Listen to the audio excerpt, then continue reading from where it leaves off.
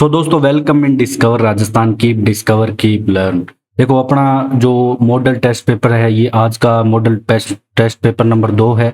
इसमें क्या है कि अपने चल रहा था नगर पालिका अधिनियम, ठीक है। इसमें अपने धाराएं भी साथ साथ में सारी लगभग कंप्लीट कर रहे हैं, एक आधी बाकी मेन सारी अपने को मैं बता रहा हूँ, आपको डिटेल से बताऊंगा सारी चीजें। और मॉडल पेपर है 02। इसमें अपने जो चैप्टर चल रहा है ना इस टाइम, वो चल रहा है नगर पालिका की जो अपराध और शक्तियां हैं, जिसमें अपने 200 से 297 तक धाराएं आती है, ठीक है। कल ये चैप्टर आधा कर लिया था हमने, आधा आज कर लेंगे और कुछ चैप्टर भी इसमें कंप्लीट होगा। सारे एमसीक्यू क्वेश्चन फॉर्म में होंगे। तो पहला प्रश्न हमारा क्या है दोस्तों कि धारा 250 के अनुसार जो भी परिसरों के भीतर न्यूसेंस रोकने की शक्ति के तहत मुख्य जो नगर पालिका अधिकारी के क्या काम है, ठीक है। अगर देखो किसी ने कोई पालतू कुत्ते पालन की या कोई किसी की अनुज्ञप्ति ले रखी है और वो सारा दिन की है कि गंडगोल मचावे, ठीक है। अब की है कि मुख्य नगर पालिका अधिकारी यहाँ पे क्या क्या कर सकता है कि आदेश द्वारा परिसर स्वामी अधिभोगी को निश्चित काल में न्यूसेंस रोकने की अपेक्षा करेगा। ये बात भी सही है। पहले उसको कहेगा कि आप इसको किसी भी तरीके से रोका जाए, ठीक है। या किसी को, देखो न्यूसेंस किसी भी प्रकार का हो सकता है, मतलब वो किसी को काट रहा है, ठीक है, किसी पूरे दिन शोर मचा रहा है। इसके अलावा बहुत सारी चीजें होती है। पशु की अनुज्ञप्ति जो उसने ले रखी है नगर पालिका से, वो भी मुख्य नगर पालिका अधिकारी रद्द कर सकता है। और पशु के अधिग्रहण कर नीलामी द्वारा न्यूसेंस रोकना, मतलब लास्ट में क्या करेगा, जो मुख्य नगर पालिका अधिकारी है उसका अधिग्रहण करके उसकी नीलामी कर देगा। तो उपरोक्त सभी इसका करेक्ट आंसर रहने वाला है दोस्तों। अब अपने चलते हैं प्रश्न नंबर 2 पे। अगर देखो आपको यहाँ पे थोड़ा दिख नहीं रहा हो साफ तो कमेंट जरूर करें, फिर मैं देखता हूँ अगले स्लाइड कुछ कर सकते हैं। अब धारा 251 है। क्या 51 के बारे में, अगर कोई व्यक्ति देखो व्यापार के प्रयोजन के लिए कोई स्थान है, जैसे नगर पालिका से अनुमति के निबंधों के सबाए, मतलब नगर पालिका से आज्ञा नहीं ले रहा है और दूध बेच रहा है या डेयरी खोल रहा है, क्रय विक्रय कर रहा है वहां पे, ठीक है, ऐसा कोई काम कर रहा है, मतलब डेयरियों को अनुज्ञप्ति देना आपके 251 में आता है। अभी वहां पे मक्खन बनाने का या कोई भी उसने यहाँ पे काम खोल रखा है बिना अनुज्ञप्ति पे।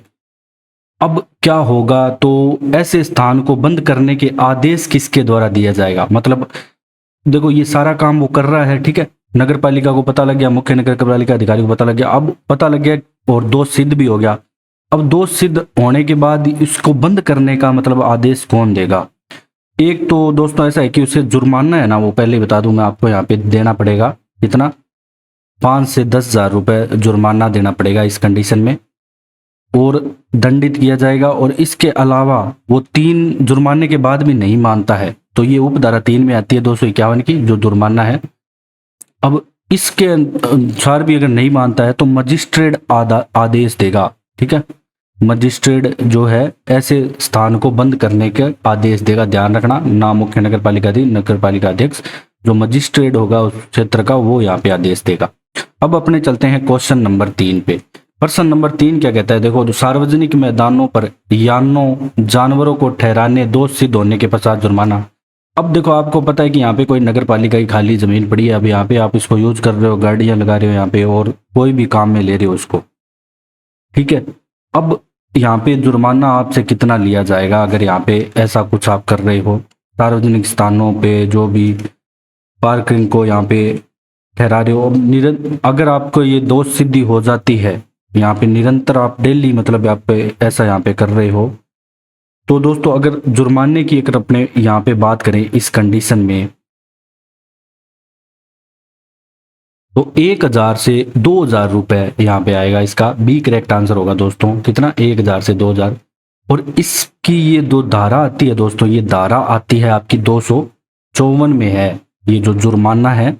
और इसके बाद भी अगर वो नहीं मानता है ना और प्रॉपर वही खड़ा कर रहा है साधन जुर्माना देने के बाद भी, तो जिस दिन उससे जुर्माना लिया गया है दोष सिद्धि से, फिर डेली उससे 50 से 100 रुपए, मतलब डेली नहीं, मतलब 50 से 100 रुपए जो भी, जब तक मामला चलेगा तब तक की पूरी फीस इंक्लूड करके उससे ली जाएगी। अब आपके धारा 253 में सार्वजनिक स्थानों पर निजी यानों की पार्किंग का विनियमन दिया गया है। और देखो जो 252, 53, 54 इन तीनों में क्या है, आपके जो सार्वजनिक स्थानों पर निजी यान की पार्किंग वगैरह है वही है क्या, 252 धारा, 253 धारा और 254, सब में एक ही चीज है। थोड़ा आप ऐसे रिलेट करके चलोगे कि 52, 53, 54 में क्या है पार्किंग वगैरह की संबंध में है, तो थोड़ा एग्जाम में आपको हेल्प मिलेगी। अब आपका आ जाता है क्वेश्चन नंबर 4। चौथा प्रश्न क्या कहता है कि अधिनियम की धारा 256 में क्या चीज सम्मिलित है इनमें से।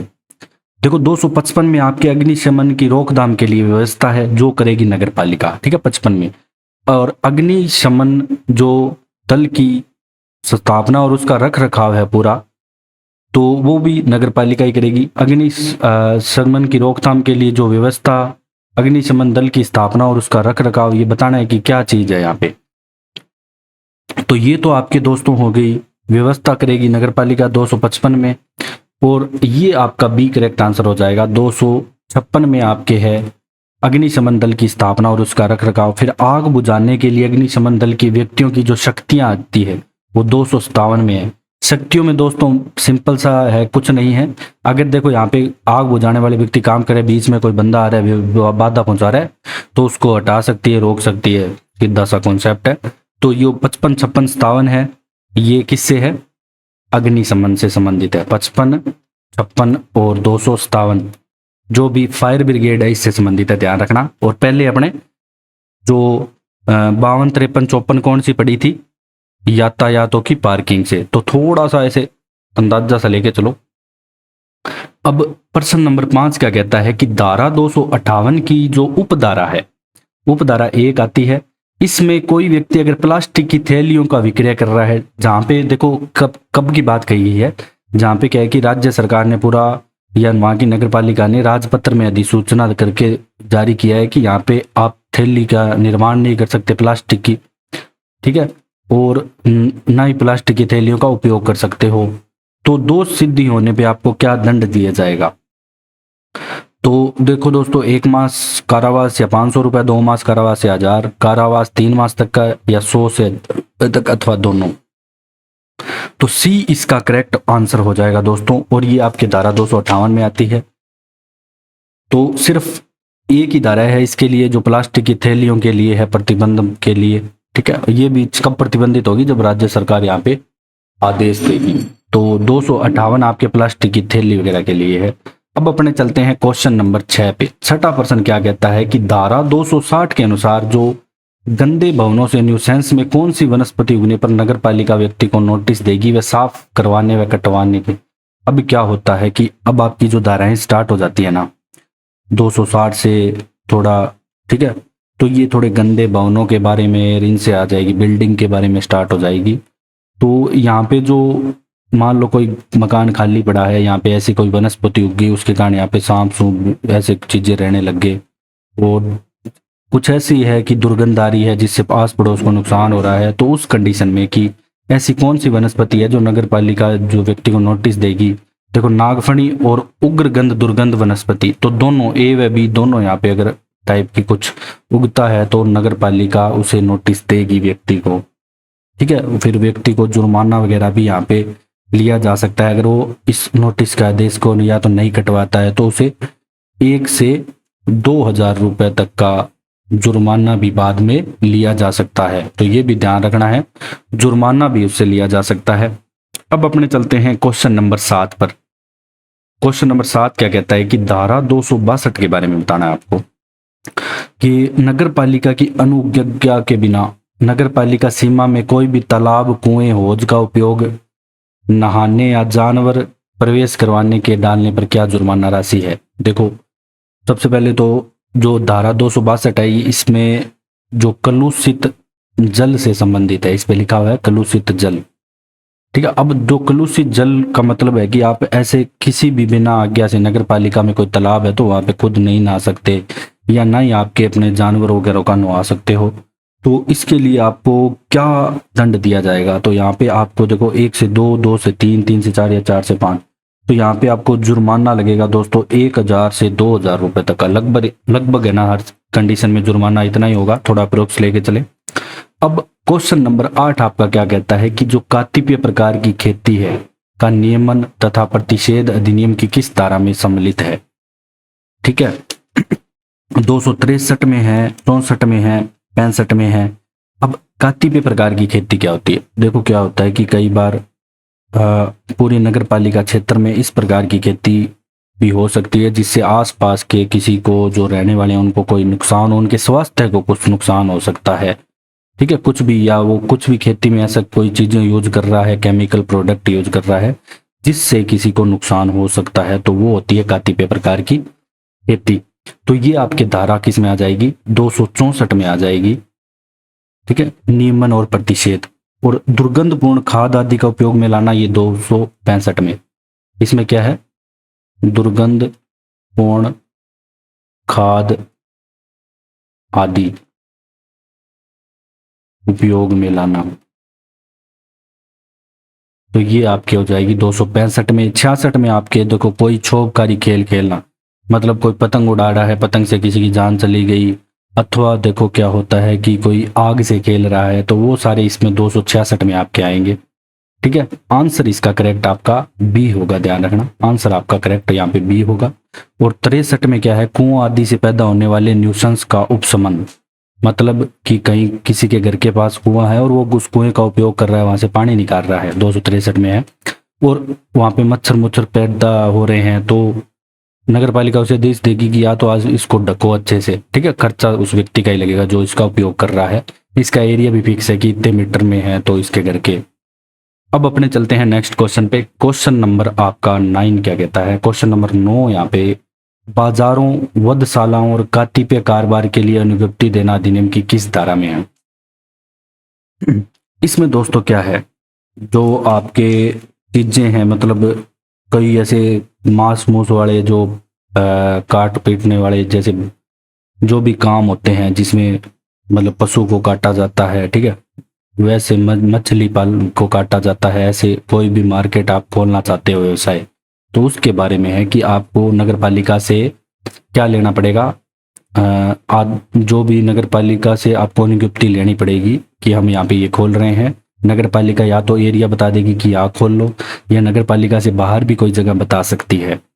तो ये जो अनुज्ञप्ति देगी नगर पालिका, ये कौन सी मतलब धारा में देगी? तो 269, धारा 269 में अनुज्ञप्ति देगी। और अब नगर पालिका 270 में क्या, खुद भी ये सब खोल सकती है और किराए पे भी दे सकती है। और 271 में क्या है? सीमाओं के बाहर वधशालाएं, जो नगर पालिका की सीमाओं के बाहर वधशालाएं, तो ये सारे देखो 69, 70, 71 ये सारी वधशालाओं से संबंधित है। और 272 क्या है? नई वधशालाओं का खोला जाना। ठीक है, नई वधशालाओं का खोला जाना। तो ये आपका हो गया क्वेश्चन नंबर 9। अब अपने चलते हैं क्वेश्चन नंबर 10 पे। देखो प्रश्न नंबर 10 क्या कहता है कि धारा 275 के अनुसार नगर पालिका निम्नलिखित में से किसके लिए उत्तरदायी होगी? ठीक है, नगर पालिका क्या करेगी? कब्रिस्तान शमशानों का सन्निर्माण और रखरखाव करेगी, सही बात है। मृतक के निवर्तन के लिए स्थानों का अर्जन करेगी, रखरखाव, बदलाव और नियमन करेगी। तो ये दोनों काम सारे नगर पालिका के हैं दोस्तों 275 में। अब देखो आपके जो नगर पालिका के जो शव गाड़ना और कब्रिस्तान है, ये दो धारा 275 में आते हैं। और कब्रिस्तान और शमशानों के संबंध में जो शक्तियां हैं वो आपके 276 में आती है। ठीक है, और शवों को ले जाने का विनियमन आपके 277 में आता है। तो 75, 76, 77 और 78 और 79, ठीक है, तो यहाँ पे 76 से लेके 279 तक है ना आपके शवों से संबंधित है, कब्रिस्तान और जो शमशान घाट है इन चीजों से ही संबंधित है। 275 से लेके 275 से लेके 279 तक। ठीक है, ये ध्यान रखना है आपको। और अब आपके जो नेक्स्ट क्वेश्चन है, क्वेश्चन नंबर 11 पे चलते हैं कि धारा 278 की उपधारा 3 लिखा हुआ है ये। खंड क के अनुसार अगर कोई व्यक्ति शमशान भूमि के कितने मीटर के भीतर कोई भी ईंधन, ये ईंधन लिखा हुआ है, ठीक है, ध्यान रखना, कोई भी यहाँ पे ईंधन सामग्री का अन्य वस्तुओं का विक्रय नहीं करेगा, कितने मीटर के भीतर? तो 278 में आपके ऐसा लिखा हुआ है कि कोई भी ऐसे कोई ईंधन की सामग्री है जो संबंधित है शमशान भूमि से, तो वो कितने मीटर के भीतर वहां पे उसका विक्रय नहीं करेगा। तो दोस्तों वो 300 मीटर के भीतर वहां पे ऐसी कोई भी सामग्री का विक्रय नहीं कर सकता। तो इस चीज का आपको ध्यान रखना है। अब धारा आ जाती है आपके 279, नगर पालिका के जो भी अदावाकृत शव है, मतलब जो पता नहीं है, उनका कोई अता पता नहीं है, ना उनका कोई मालिकार है ना उनका परिवार आ रहा है, तो उनकी अप्राकृतिक मालूम मृत्यु होगी तो कितने समय बाद उसे जला दिया जाएगा या दफना दिया जाएगा, उसका जो भी धर्म होगा उस आधार पर। तो उसे 2 दिन 24 घंटे 72 घंटे 5 दिन, तो उसे 24 घंटे के बाद, मतलब 24 घंटे तक यहाँ पे इंतजार किया जाएगा, फिर वहां पे उसको बाद में दफना दिया जाएगा। अब अपने चलते हैं क्वेश्चन नंबर 13 पे। तो अब जो 13 में धारा बात करेंगे हम 283 की। अब अपने किसकी बात आ जाती है, देखो धारा 283 के अधीन जो मजदूरों को बुलाने के लिए सायरन का उपयोग करने पर अधिनियम के अनुसार जो जुर्माना राशि है वो बतानी है। देखो जो सायरन बजा के मजदूरों को बुलाते हैं तो नॉइस पोल्यूशन वगैरह होता है इससे, तो कितनी राशि वहां से उनसे ली जाएगी, 1 से 2, 1 से 3, 2 से 5 या 5 से 10। तो 2 से 5 हजार रुपए तक का यहाँ पे उनसे जुर्माना लिया जाएगा। सी आपका करेक्ट आंसर हो जाएगा। ठीक है, अब अपने चलते हैं धारा 288 के अनुसार स्वामी या व्यतिक्रम किए जाने पर सहकर्म निष्पादित किसके द्वारा किया जाएगा, वह किसके द्वारा संदत कौन करेगा। अब देखो क्या है कि मान लो किसी का मकान है, उसने ये मकान दे रखा है किसी को किराए पे। अब लेकिन जो मकान मालिक है यहाँ पे वो पानी का फर्जी कनेक्शन या जो भी है फर्जी काम कर रहा है, कुछ कुल मिला के काम फर्जी हो रहा है यहाँ पे। ठीक है, अब क्या होता है कि नगर पालिका को पता चल जाता है, तो यहाँ पे जो किराएदार भवन स्वामी दोनों या इनमें से कोई नहीं, अब जो व्यय खर्चा लगेगा उसके बाद में जो भी खर्चा आएगा नगर पालिका जो वसूल करेगी वो भवन स्वामी से करेगी। और किस रूप में करेगी, ऐसे करेगी कि जो इससे किराया आ रहा है ना, तो ये किराएदार भवन स्वामी को नहीं देगा, सीधा नगर पालिका को देगा। ठीक है, तो ये ध्यान रखना आप। और अब अपने चलते हैं नेक्स्ट क्वेश्चन पे। क्वेश्चन नंबर आ जाता है 15। धारा 290 की बात है दोस्तों। इसके अनुसार नगर पालिका द्वारा जो नियोजित काम में बाधा डालने पर दंड के प्रावधान बताने हैं आपको। मान लो कोई नगर पालिका काम कर रही है, अब बीच में आके कोई फ्रैक्चर कर रहा है, तो वहां पे कितने रुपए यहाँ पे उससे जो जुर्माना लगेगा। 2 से 5 अपराधी को गिरफ्तार करने की शक्ति ए व बी दोनों। ठीक है, जुर्माना भी लिया जाएगा, 2 से 5 हजार अपराधी को गिरफ्तार भी किया जाएगा। अब चलते हैं क्वेश्चन नंबर 16 पे कि नगर पालिका क्षेत्र में जो अधिनियम के अधीन बनाए गए उपबंधों के उल्लंघन से नगर पालिका जल निकास सरगर्मों और नगर पालिका के उपक्रम के संबंध में कोई कार्य निष्पादित किया गया है, तो ऐसी भवन या भूमि का निरीक्षण किसके द्वारा किया जाएगा।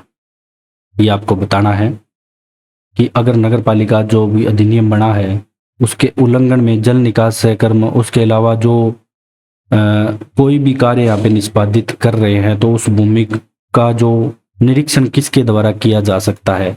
उनको पता लग गया कि यहाँ पे फर्जी काम चल रहा है, जल जो पाइपलाइन का कनेक्शन फर्जी है और भी अन्य काम जो है, तो वो सारे यहाँ पे चेक करने के लिए कौन आ सकता है, अध्यक्ष, उपाध्यक्ष, मुख्य नगर पालिका अधिकारी या स्वास्थ्य अधिकारी। तो उपरोक्त सभी इसका करेक्ट आंसर रहेगा दोस्तों। ठीक है, ये सभी यहाँ पे चेक कर सकते हैं। अब अपने चलते हैं धारा 297 पे। 97 क्या कहती है कि राज्य नगर पालिका संघ के गठन के बारे में बताती है, कब तक नहीं किया जाएगा। देखो जो 97 है ना, वो तो ऐसे कहती है कि राज्य नगर पालिका संघ का गठन और उसके जो कृत्य आएंगे वो सारे आपके 298 में आएंगे कि क्या क्या काम कर सकती है। लेकिन कब किया जाएगा कि राज्य में नगर पालिकाओं के आधे से अधिक उसके सदस्य बनने के आशय पृथक पृथक रूप से पारित न कर दे। मतलब सभी जो नगर पालिका है वहां पे आधे से ज्यादा सदस्य अलग अलग हर नगर पालिका पारित न करते, तब तक गठन यहाँ पे नहीं होगा। तो ये इसका करेक्ट आंसर रहेगा। और यहाँ पे जो राज्य है कि नगर पालिकाएं हैं, ये एक संगठन मिलके बनाती है। ठीक है, इसमें जो सूचना प्रसारण और बहुत सारे काम भी किए जाते हैं इसके तहत। अब अपने चलते हैं नेक्स्ट। अब अपना जो दोस्तों चैप्टर आ जाता है ये धारा 159 से 199 तक। तो ये जो नागरिक विकास और नगर योजना है, अगर 159 से जो 199 तक जो धाराएं हैं, क्या है, नागरिक विकास और नगर योजना, ये आपका चैप्टर है। ठीक है, ये मैं हटा रहा हूं यहाँ पे, आप ऐसे कंफ्यूज हो जाओगे बाद में। अब अपने प्रश्न पे ध्यान देते हैं। क्वेश्चन नंबर 18, धारा 159 के अनुसार जो मास्टर विकास योजनाओं की कालावधि बतानी है कि मास्टर अगर विकास योजना कोई आती है तो कितने समय तक चलेगी, 5, 10, 15 या 20 वर्ष। तो कब कितने समय में मतलब पूरी हो जाएगी, तो 20 वर्ष इसका करेक्ट आंसर रहेगा दोस्तों मास्टर विकास योजना का। और 159 में वैसे आपके बताया गया है नागरिक सर्वेक्षण और मास्टर विकास योजना तथा अन्य योजनाएं तैयार करना। 159 में क्या है, नागरिक सर्वेक्षण, नागरिक सर्वेक्षण है, मास्टर विकास योजना है। मतलब कोई भी विकासशील जैसे कोई भी नगर पालिका है वहाँ पे ऐसा कोई प्लान लाया जाएगा, सड़कें वगैरह पुल वगैरह का निर्माण करना, तो ये चीज़ें आ जाती है। अन्य योजना तैयार करना, तैयार करने की बात करें तो आपकी धारा 159 आएगी। अब अपने चलते हैं नेक्स्ट क्वेश्चन पे। क्वेश्चन नंबर 19 क्या कहता है कि धारा 159 के अनुसार निष्पादन योजना की कालावधि बतानी है। पहले आपने मास्टर की बताई, अब निष्पादन की। तो निष्पादन की यहाँ पे 5 वर्ष हो जाएगी, याद रखना। 20 मास्टर की, निष्पादन की 5। नेक्स्ट जो आपकी हो जाएगी वार्षिक नगर पालिका कार्य योजना, वार्षिक नाम से स्पष्ट है तो 1 वर्ष की होगी। ठीक है, ये याद रख सकते हो। इसमें बहुत सारे कार्य, जल विद्युत कार्य है, चिकित्सा सुविधाएं, बहुत सारी योजनाएं हो सकती है, कुछ भी हो सकता है। ठीक है, और एक है ना इसमें संशोधन किया गया था इसकी उपधारा 4 में, 159 की जो उपधारा 4 है, उपधारा 4 में एक संशोधन करके है ना ये लाया गया था कि जिनमें 1 लाख से अधिक जनसंख्या वाली नगर पालिका है वहाँ पे जो मास्टर विकास प्लान है, विकास योजना है, वो लाई जा सकेगी। अब अपने चलते हैं क्वेश्चन नंबर 21 पे। 21वां प्रश्न क्या कहता है कि जो नगर पालिका योजना को अंतिम रूप देने से पहले, ठीक है, पर विचार करने में निम्नलिखित में से किन सदस्यों से मिलकर एक सलाहकार समिति गठन की जाएगी। अब मान लो योजना बन गई, अब आपके देखो क्या है कि 159 में तो था कि तैयार की जाएगी, और मंजूरी के लिए अपनाई जाने वाली जो प्रक्रिया है ना उसके अंदर ही आपके ये धारा 160 में ही आता है ये सारा। और इसकी उपधारा जो 2 होती है 160 की, इसमें ये सब आता है कि समितियों का जो गठन किया जाएगा, कौन कौन होगा। तो नगर पालिका के सारे सदस्य होंगे, उद्योग वाणिज्य और व्यापार वृत्तियों के संगमों के प्रतिनिधि, नगर में अवस्थित शैक्षणिक स्थानों से 6, गैर सरकारी संस्थानों से 6 प्रतिनिधि और नगर के कोई अन्य 6 प्रमुख नागरिक हो सकते हैं। तो 1, 2, 3, 4, 5 इसका सही आंसर हो जाएगा। अब अपने चलते हैं नेक्स्ट क्वेश्चन पे। क्वेश्चन नंबर 22, योजना परिवर्तन में कब आएगी धारा 161 के अनुसार। ठीक है, अब जो अपने मैक्सिमम स्टार्ट में चलेगा योजना के बारे में चलेगा, थोड़ा पैसे लेके चलोगे ना कि क्या हाँ योजना चल रही है अभी से, इसमें जैसे 159 से अपना योजना स्टार्ट कर दी, तो योजना के निरीक्षण के समय, योजना के प्लान के समय, नोटिस के प्रथम प्रकाशन की तारीख पर या इनमें से कोई नहीं। तो नोटिस का जो प्रथम प्रकाशन की तारीख होगी इसके बाद यहाँ पे उस दिन से योजना परिवर्तन में आ जाएगी। तो ये आपके धारा 161 में है। अब जो अप्राधिकृत विकास को हटाने की अपेक्षा करने की शक्ति आपके निम्न में से किस धारा में है। जो भी अप्राधिकृत विकास है, ठीक है, उसमें मतलब हटाने की। इससे पहले मैं आपको एक चीज बता दूं कि ये जो 161 में तो ये है, 62 में योजना का जो उपांतरण है, 62 में क्या है कि हम योजना में कुछ चेंज भी कर सकते हैं। उपांतरण लिखा आएगा आपके एग्जाम में, ध्यान रखना। योजना का उपांतरण है।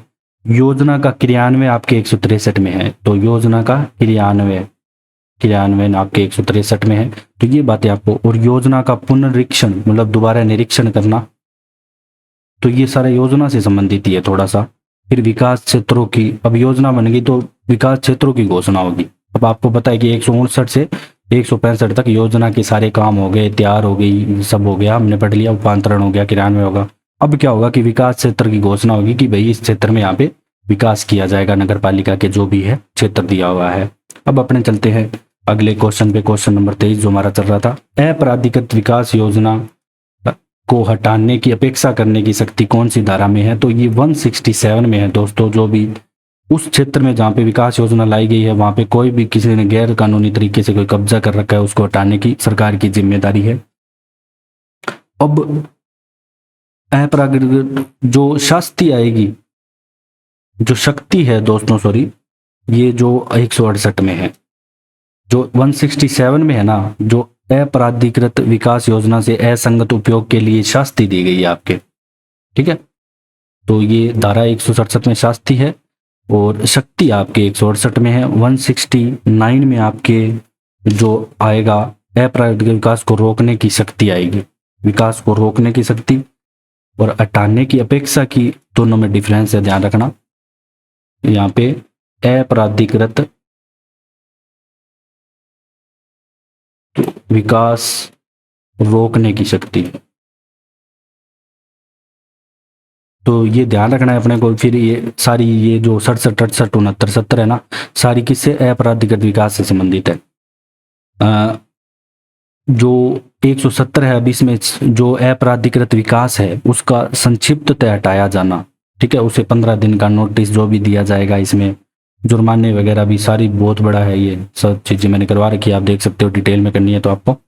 अब आता है क्वेश्चन नंबर 24। अधिनियम की धारा आपको बतानी है कि 173 173 में क्या चीजें नहीं थे, कि परियोजनाओं और स्कीमों का बनाया जाना, ठीक है, परियोजना और स्कीमों की तैयारी, पुनर्विकास स्कीम, परियोजना और स्कीमों को अनुमोदन के लिए प्रस्तुत करना। तो जो परियोजना और स्कीमों की बनाया जाना और जो विषय वस्तु है, मतलब क्या किस आधार पे बनाया जाएगा, क्या टॉपिक लिया जाएगा, क्या जनता को मतलब फायदा होना चाहिए, जैसे शैक्षणिक संस्थान, औषधालय, अस्पताल, तो वो आपके 173 में आएगा, ठीक है। और आपके जो 174 है उसमें परियोजना और स्कीमों की तैयारी है, ये 174 में है। और जो पुनर्विकास स्कीम है आपकी, ये आपकी आएगी दोस्तों 175 में। और परियोजना और स्कीमों के अनुमोदन के लिए जो नगर पालिका को प्रस्तुति की जाएगी वो आपके 176 में आएगी, ठीक है। और किसी स्कीम की घोषणा के पश्चात भूमि के उपयोग पर जो निर्बंध लगाया जाएगा वो आपके 177 177 में आएगा। अब नेक्स्ट चलते हैं लास्ट क्वेश्चन पे, आज का हमारा लास्ट क्वेश्चन है, और ये क्वेश्चन इंपॉर्टेंट भी है दोस्तों, बहुत इंपॉर्टेंट क्वेश्चन है ये। कि धारा 178 के बारे में बताना है अपने को, कि यदि नगर पालिका की 174 की उपधारा 4 आती है अपने, सॉरी हाँ 174 की उपधारा 4 में कोई स्कीम लाई जाती है, ठीक है, कोई स्कीम अनुमोदन करते हैं 74 की उपधारा 4 में, फिर स्कीम को क्या है कि 176 की उपधारा 5 के अधीन प्रकाशन की तारीख से, अब मान लो कोई स्कीम को प्रकाशित कर दिया, अपने को पता है कि उस दिन से वो लागू हो गई, और कितने वर्ष के भीतर अगर उसको काम ना करवाए तो वो विपगत हो जाएगी, मतलब रद्द हो जाएगी वो स्कीम। तो वो 2 वर्ष के भीतर अगर उस स्कीम को नहीं पूरा कराया गया तो वो रद्द हो जाएगी, वो योजना क्या हो जाएगी, विफल कहलाएगी। तो अब इसके जो बाकी की बची हुई धाराएं हैं और फिर जो इससे पीछे का जो चैप्टर होगा वो अपने करेंगे नेक्स्ट, जो हमारा टेस्ट होगा मॉडल टेस्ट पेपर 03। तो अगर आपको ये पेपर पसंद आया तो दोस्तों अब शेयर जरूर करें इसको। Okay, thanks for joining discover Rajasthan.